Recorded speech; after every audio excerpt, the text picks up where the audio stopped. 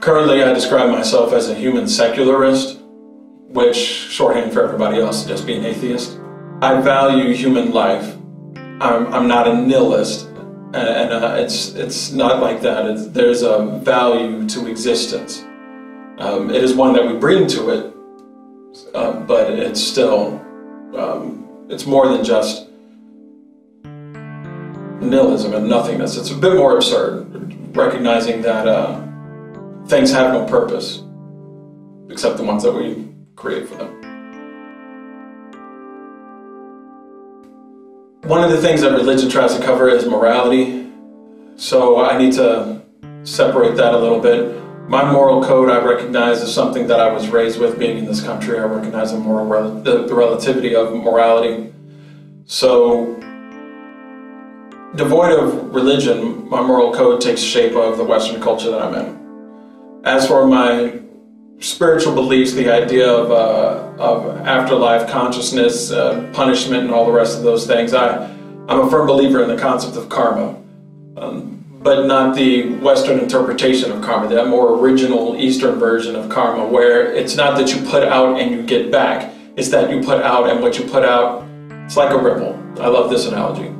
It's like all of reality and all of humanity is a pond, and your actions are a ripple inside that pond, and it just emanates out, and everybody else's actions go along with it, and your ripples interact with other people's ripples.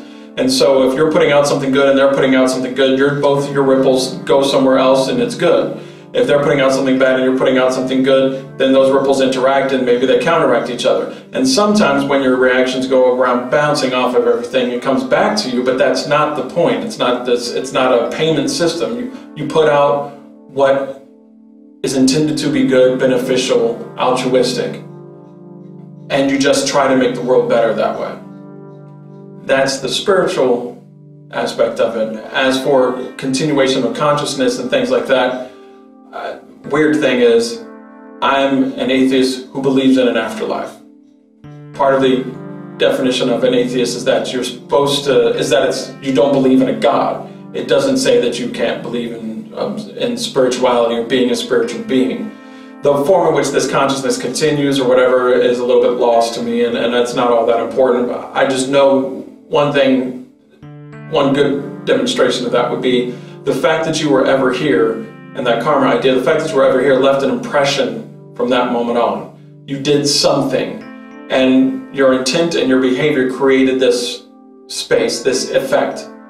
And at least that will continue after you are gone, what you put in. So in that way, your consciousness does continue. It's somewhat equivalent to making a statue and having it last forever. But it's more about your actions, what you left behind, what you did. I was raised a Presbyterian. Just went to the local Presbyterian church. My mother was a single mother, and so she took us to her church early on. It was she made us go early, but then let us make the decision later. And so we stopped going because who as a kid likes church? And she did not really emphasize church or God or anything like that, but being raised in the U.S., I was quite aware of this God-Jesus concept. Later in life, about 18, 19, 20 or so, I became, actually later in high school, I became involved with some religious discussions and joined a church, a non-denominational church, which I think ended up being a little bit more Baptist or something, I don't really know. And became really impassioned in that I was really working to find out if I could be a minister and participate in it and all the rest of that. And before I was 22 or whatever, I returned to being more agnostic, and then the pattern continued on as questions evolved and the other things didn't pan out. About those times when I voluntarily went back into belief, when right around the high school to early adulthood time,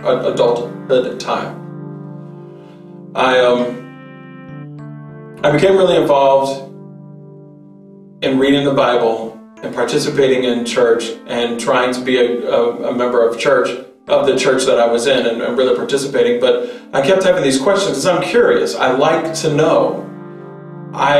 One thing, and I'm saying the words I believe, but I don't mean one of those beliefs like people have a faith that is.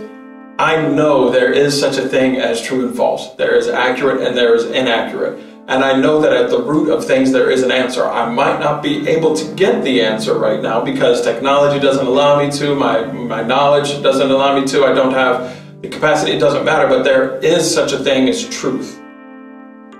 And when I delved more into the church, into more of the Bible, into more of history, I found the truth to be conflicted, absent, or based on something much more human.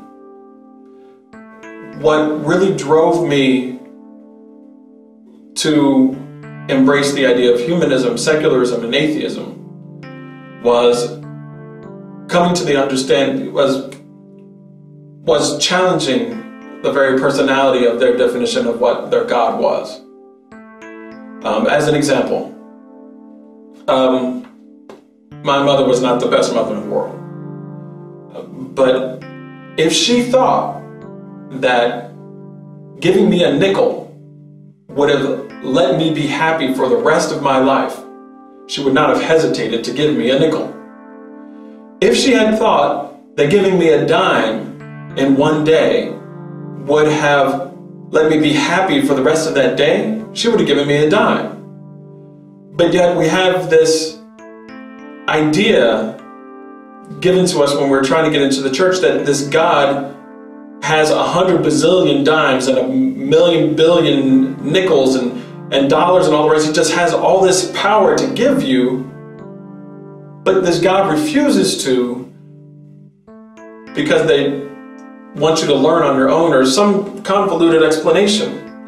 And when I looked into that more, it didn't add up as a demonstration of somebody who loved me. It reminded me more of someone who was trying to rule you, someone who was trying to put that carrot out there and then tell you it's your fault for not achieving that carrot, but if you ever do get that carrot, you'll be happy, but you won't be as happy as I would be because I'm all powerful and I'm just watching you as entertainment or want you to praise me.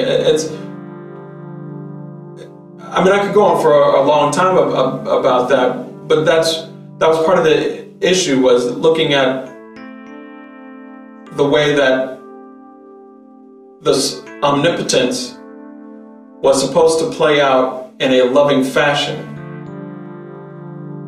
when things that would not harm this omnipotence to just give, to supply, to secure, to be safe. Like I put my dog on a leash because I know my dog's might run out of traffic. It's not because I want to control my dog, it's that I know my dog is dumb. A God that creates you, that knows you're going to sin, do wrong, go to hell, won't create a leash and would rather just watch you get hit by a truck and then say you learned your lesson. But does that mean I love my dog more because I won't let them get hit? But when I ask those questions, people say that the workings of God you can't understand, they're too complex and all the rest of that stuff. And I'm like, a God that is omnipotent can't outthink you if they translate it to something you could digest. But it's too much for you to understand. All freaking powerful. They could compress the universe into a sentence so that you could understand if they were all powerful, etc., etc.